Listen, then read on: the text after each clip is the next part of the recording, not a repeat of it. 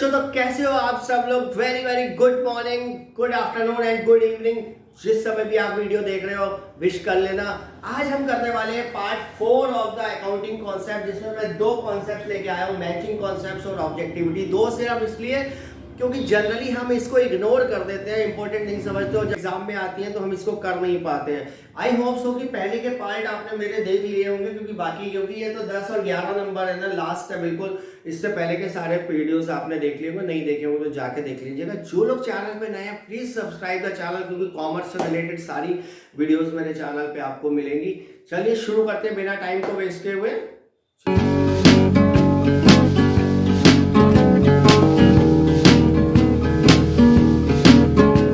जो आज की हमारी पहली कॉन्सेप्ट है that is called the matching concept. Matching का मतलब पहले आप समझो। जनरली तो आप जानते हो कि मैचिंग, जैसे पैंट शर्ट आप पहनते हो तो आप कहते हो मैचिंग नहीं हो रही है। सेम में लेडीज अगर सूट्स पहनती है तो कहती है मैचिंग का दुपट्टा दे दो। तो मैचिंग मतलब मिलाना, जो मिलता रहे। तो ऐसी बिजनेस में भी मैचिंग होती है इनकम एंड एक्सपेंडिचर की। कैसे होती है ये देखना है, हमने समझना है। The concept is very important for the correct determination of net profit. अगर आप इस कॉन्सेप्ट को फॉलो नहीं करोगे, ये इसलिए बनाई गई थी ताकि हमको जो हमारा प्रॉफिट है वो एक्चुअल प्रॉफिट पता चल सके। देखिए कैसे, पॉइंट नंबर 2 देखते हैं। According to this concept determining net profit, all cost, जितने भी हमारे खर्चे हो रहे हैं which are applicable to the revenue of that period, यानी कि एक समय पे जितने हमारे खर्चे हुए और जितनी हमारी इनकम हुई है उनको मिलाना, तभी तो हमें नेट प्रॉफिट पता चलेगा ना।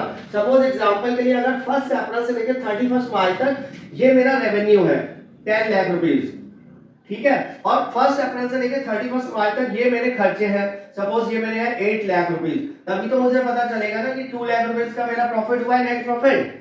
तो सेम में अगर हम इनको नहीं मिलाएंगे, हम इनका ध्यान नहीं रखेंगे कि कौन सा प्रॉफिट रेवेन्यू कौन से टाइम का और कौन सा कॉस्ट खर्चा जो है वो कौन सा टाइम का है, तो हमारा नेट प्रॉफिट एक्चुअल नहीं निकल के आएगा। तो ये क्या है इस कॉन्सेप्ट का मतलब? ध्यान रखने वाली बात ये है कि all cost which are applicable to the revenue, जितनी भी cost which are applicable to the revenue period should be charge against that revenue, यानी कि इस रेवेन्यू पे अगेंस्ट जितनी भी कॉस्ट है वो इसके साथ में चार्ज होनी चाहिए, ना कि बाद में। तभी हमें पता चलेगा कि एक्चुअल में हमारा नेट प्रॉफिट कितना है। Point number 3 that is very important. ये दो पॉइंट से आप एक्सप्लेन करोगे।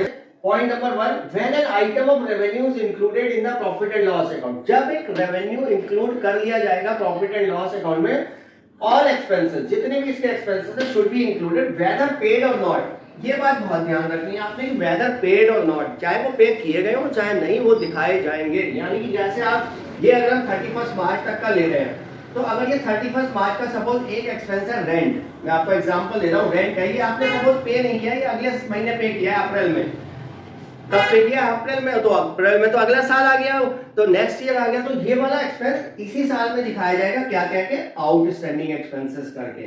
इसको एक नाम दिया जाएगा दैट इज कॉल्ड आउटस्टैंडिंग, यानी कि मैंने देना है, ठीक है। तो that is only based on this concept. इसके अलावा सेम में इनकम के साथ में भी होता है। अगर आपको कोई इनकम एडवांस में मिल गई है, सपोज मेरे को आगे की इनकम मिल गई कोई अप्रैल मई जून की, जो कि मेरे नेक्स्ट ईयर की है, मगर मेरा साल तो 31 मार्च को खत्म हो रहा है, तो उस इनकम को मैं यहाँ से डिडक्ट कर दूंगा मतलब हटा दूंगा।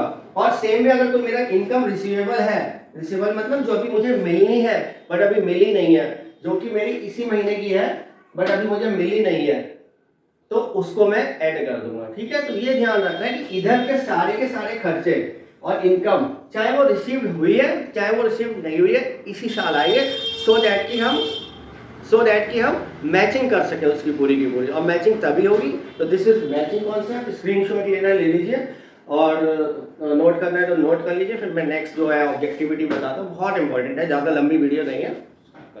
बच्चों बढ़ते हैं अपने नेक्स्ट कॉन्सेप्ट की तरफ, दैट इज ऑब्जेक्टिविटी। ज्यादा बड़ी नहीं है, बहुत छोटा सा है, फटाफट मैं आपको करवा देता हूँ। तो सब देखते हैं। पहला पॉइंट है, according to this concept every transaction should be recorded in objective manner free from personal bias. सारे के सारे ट्रांजैक्शंस पर्सनल बायस से नहीं होने चाहिए। पर्सनल बायस होता है कि मैं अपना उसमें कुछ अपना दिखा दूं कि यार नहीं ऐसे नहीं, ऐसे कर लेते हैं, ऐसे नहीं। जो रूल है और जो रेगुलेशन है उसके हिसाब से हमें चलना है, यानी कि अपने बेनिफिट के लिए हम उसको चेंज कर दें थोड़ा सा। Every transaction should be recorded in an objective manner, मतलब जैसा अकाउंटिंग में कहा गया वैसे, free from the personal bias, whether prepared by manager या अकाउंटेंट या ऑनर, जो भी बना रहा है वो उसमें अपना कुछ ना लगाए, जो रूल्स हैं उसके हिसाब से उसको करे। Second point, It is possible only when it is supported by the verifiable documents. It is supported by the verifiable document, क्योंकि अगर वेरीफेबल डॉक्यूमेंट होगा साथ में, सपोज आपने किसी को 100 रुपीज दिए या 5000 रुपीज दिए, उसकी आपने एक रिसिप्ट ले ली, तो वो रिसिप्ट की आप एंट्री दिखाओगे। अगर आप रिसिप्ट ही नहीं लोगे तो क्या एंट्री दिखाओगे? फिर आप अपना करोगे अरे चलो दिखा देते हैं, चलो 100 रुपए की बात है, नहीं दिखाते। ऐसा नहीं चलता है बिजनेस में।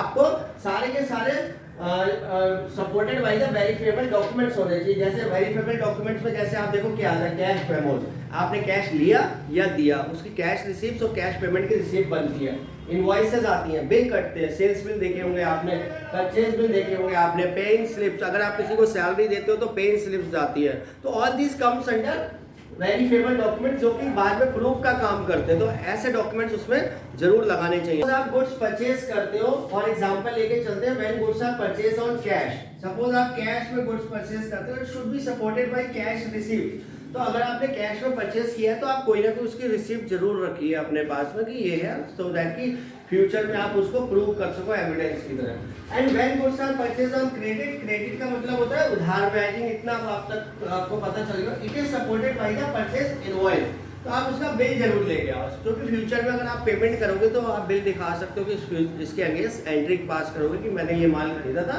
और मैं पेमेंट कर रहा हूँ। Last point, so cash receipt, जो आप वहां पे कैश रिसीप्ट है आपकी और या ये परचेज इनवॉइस है, बिकम्स द डॉक्यूमेंट्री एविडेंस। तो ये एविडेंस रहेंगे इन एन और the transaction provide an objective basis, जो कि हमारी कॉन्सेप्ट है। ऑब्जेक्टिव बेसिस बताएगा, कौन बताएगा? जो वेरीफेबल डॉक्यूमेंट होगा फॉर वेरीफाइंग द ट्रांजैक्शन, इसी के बेसिस पे वो ट्रांजैक्शन फ्यूचर में आप वेरीफाई कर सकते हो। तो इसके साथ हमारी ये 11 की 11 कॉन्सेप्ट्स खत्म हो रही है। नेक्स्ट जो मेरी वीडियो आने वाली है वो कन्वेंशन है हमारी 3, उसका होगा, वो पार्ट 5 में है, क्योंकि वो इसी चैप्टर का एक पार्ट है, तो मैंने इसी में कवर किया उसको। तो जो लोग चैनल पे नए हैं फिर से सब्सक्राइब कर